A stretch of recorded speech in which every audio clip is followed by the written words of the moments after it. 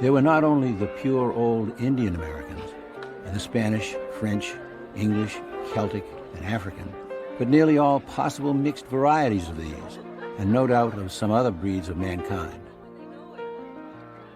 New Orleans had grown to be America's leading port after New York. Ships from every region of the globe plied the muddy waters that flowed through the city, picking up cargo and dropping off people. Between 1840 and 1860, over 500,000 immigrants crossed the docks of New Orleans.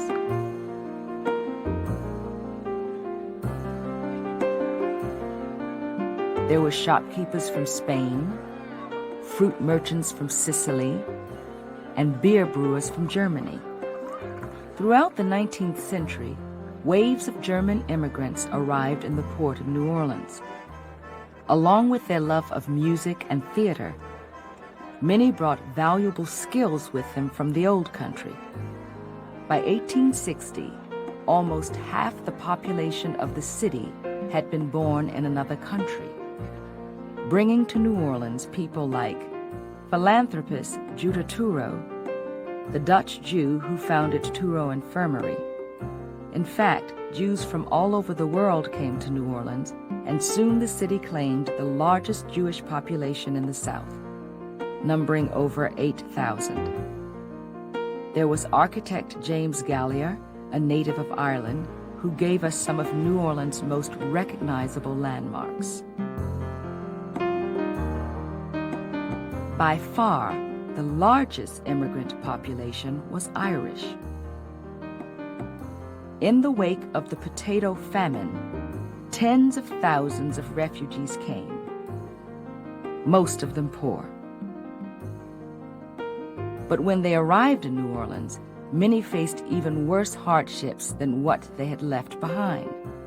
In Louisiana, a white person could not be a slave legally, but there were some persons who were white in some instances were treated worse than slaves. For example, when Irish immigrants began coming here, they were hired for jobs that you would not allow your slaves to do. So, for example, if you did not want your slave to get injured digging a canal, because that would be a loss to you, they might hire Irishmen. In fact, we just found out that there were thousands of Irishmen who lost their lives digging canals.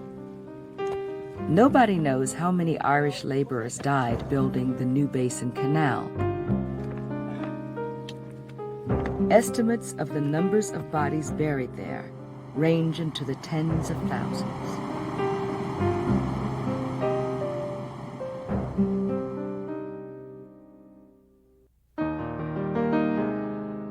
The levee was covered with boxes, bales, bags, hogsheads, pipes, barrels, kegs of goods, wares, and merchandise from all ends of the earth.